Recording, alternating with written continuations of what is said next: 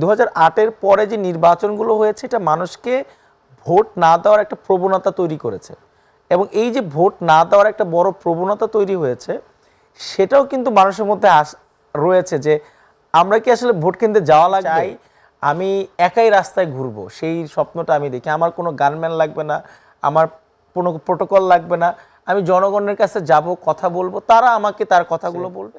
মাঠের পরিস্থিতি নিয়ে আজকেও আমরা চেষ্টা করেছি আমার জায়গা থেকে, আমার নির্বাচনী আসন ঢাকা 4-এর বিভিন্ন জায়গায় মানুষের সাথে কথা বলতে, চা খাইতে, আড্ডা দিতে, এবং একটা বিষয় বারবারই উঠে আসছে, সেটা হচ্ছে যে নির্বাচন নিয়ে একটা শঙ্কা তাদের মধ্যে কাজ করছে, এবং সেই শঙ্কাটা শরীফ ওসমান হাদি ভাইয়ের মৃত্যুর পরে এটাকে আরও মাথাচাড়া দিয়ে ওঠার মতো একটা অপরিস্থিতি তৈরি হয়েছে। মানুষজন ভাবছে যে আসলেই কি নির্বাচনটা হবে কি না, এবং না হওয়ার অনেকগুলো কারণের মধ্যে একটি কারণ হচ্ছে যে আসলে নির্বাচনে যে আমেজটা যেইখানে ছিল কিন্তু হঠাৎ করে এটা কেন জানি উধাও হয়ে গিয়েছে মাঠ থেকে। মানে আমরা যারা রাজনৈতিক দল যারা যেভাবে করে তারা তাদের ফিল্ড ওয়ার্ক যেভাবে করা দরকার হতো তারাও ঠিকমতো সেভাবে করতে পারছে না। নির্বাচনের আমেজ কি তৈরি হয়েছিল আশানুরূপ?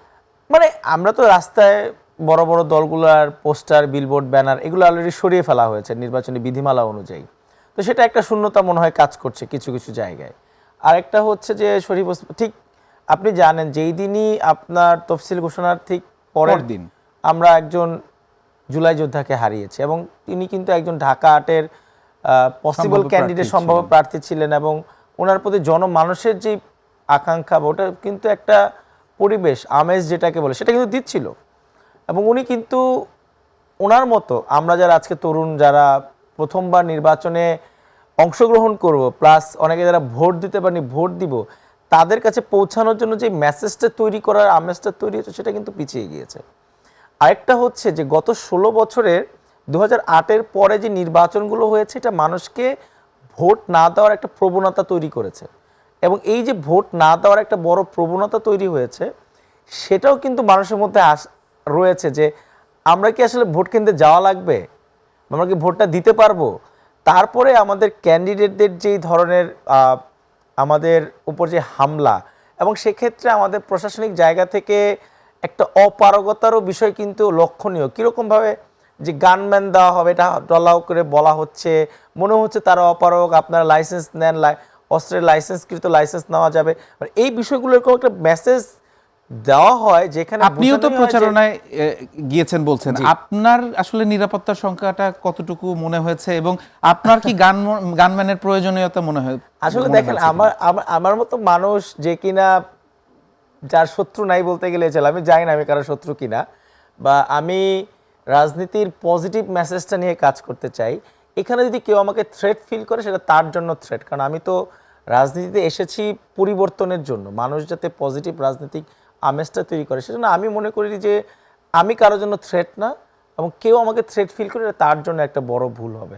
এখন পর্যন্ত আমি আমাকে আইন শৃঙ্খলা বাহিনী, আমাদের যারা গোয়েন্দা সংস্থা তারা অনেকবারই আমাকে বলেছে যে ভাই আপনি এই এরিয়াতে গেলে একটু আমাদেরকে ইনফর্ম করে যাবেন, এখানে গেলে একটু ইনফর্ম, মানে তাদের মধ্যে শঙ্কা থাকতে পারে, কিন্তু আমি প্রার্থী হিসেবে আমি সেই সংখ্যাটা, কিন্তু ওসমান হাদির যেই হত্যাকাণ্ডের ঘটনা এবং আরো যে বিভিন্ন ঘটনা, সার্বিকভাবে একটা নিরাপত্তা সংখ্যা আপনার মাঝে তৈরি হয়েছে না? আমার মধ্যে আমি দেখেন ভাই, আমরা মুক্তিযুদ্ধ দেখি নাই, আমরা জুলাই আন্দোলন দেখেছি, বা আমরা কোটা বিরোধী আন্দোলন 2008, আমাদের তো আসলে রাস্তাতেই আন্দোলন সংগ্রাম করতে হয়েছে, পুলিশের গুলির মুখের সামনে দাঁড়িয়েছি আমরা, মানুষের লাঠির বাড়ি আমরা খেয়েছি। আমাদের মতো জেনারেশন যারা একটি ফ্যাসিস্টের এগেইনস্টে যুদ্ধ করেছি, লড়াই করেছি, তাদেরকে আসলে আমি মনে করি না যে হাদিবা যে কথাটা বলতো একটা বন্দুকের গুলিকে আমাকে থামাই দিতে পারবে, আসলে সেটা না। আমরা যারা ওই লড়াইটা করেছি তাদের কাছে মানে আমি বরঞ্চ স্বাধীনভাবে মনে করি, আমি চাই আমি একাই রাস্তায় ঘুরবো সেই স্বপ্নটা আমি দেখি। আমার কোনো গানম্যান লাগবে না, আমার কোনো প্রোটোকল লাগবে না, আমি জনগণের কাছে যাব, কথা বলবো, তারা আমাকে তার কথাগুলো বলবে, সেই পরিবেশটা আমি চাই। এবং সেই জন্য আমি মনে করি যে আমার ব্যক্তিগত জায়গা থেকে কোনো থ্রেট নাই, কিন্তু আমি যেটা একটু শুরুতে বলছিলাম, এটা আসলে জনগণের মধ্যে একটা ভীত সন্ত্রস্ত একটা পরিবেশ তৈরি করা হয়েছে। কালচারাল যেই জায়গাটা ছিল ভোট না দেওয়ার প্রবণতা, সেটার কারণে প্রশ্নগুলো উঠেছে। তো এই যে জিনিসগুলো এইটা আসলে বারবারই ভাবিয়ে তুলছে যে নিরাপত্তার যে জায়গাটা। এবং আমরা তো অনেক নিউজে দেখি এর বাইরেও কিন্তু এলাকার মধ্যে অনেক ধরনের ইনসিডেন্ট ঘটে। একে পাওয়া যাচ্ছে না একদিনের জন্য 2 দিনের জন্য এ গুম হয়ে যাচ্ছে, বা তার বাসা থেকে তাকে নিয়ে যাওয়া হচ্ছে। বা আমাদের এখানেও কিছু বিষয় এসেছে, আমি আপনাকে একটু অ্যালার্মিং বলে রাখি। আমাদের এনসিপির বা আমি কিছু জায়গায় খবর পেয়েছি যে আইন শৃঙ্খলা বাহিনীর পরিচয় দিয়ে খোঁজ খবর নেওয়া হচ্ছে, কিন্তু আমরা যখন আইন শৃঙ্খলা বাহিনীর কাছে জিজ্ঞেস করছি ভাই আপনাদের সরি আমি নাম দিচ্ছি না, আমাদের যদি এরকম কেউ আসছে আপনাদের কোনো লোক কিনা, তারা বলছে না আমরা কাউকে পাঠাইনি। তার মানে এরা কারা? এরকম একটা পরিবেশ কিন্তু কেউ না কেউ তৈরি করার চেষ্টা করছে। তাহলে তারা কারা, এই বিষয়টা আসলে অনুসন্ধান করবে কারা? এইটা তো আইন শৃঙ্খলা বাহিনীকে আমরা জানাচ্ছি, আমাদের যারা প্রশাসনিক দায়িত্বশীল তাদেরকে আমরা জানাচ্ছি। আপনারা জানাচ্ছেন, তারা কি তারা কোনো অ্যাকশন নিচ্ছে? তারা কিন্তু সাথে সাথে আমাদেরকে ফোর্স পাঠাচ্ছে, বা তারা যাচ্ছে, খোঁজ খবর নিচ্ছে, ভিডিও ফুটেজ দেখা হচ্ছে, খোঁজা হচ্ছে, কিন্তু এটার কিন্তু সমাধান তৈরি হয়নি এখনো। তো এইটা কিন্তু আমাদেরকে ভাবিয়ে তোলে, বা জনগণ এটাকে, আমরা যারা ক্যান্ডিডেট তাদেরকে ভাবিয়ে তোলে, বা আমার জন্য যারা ক্যাম্পেইন করে তাদের নিরাপত্তার বিষয়টা আমাকে বারবারই ভাবিয়ে তোলে। ধন্যবাদ, আসবো আপনার কাছে।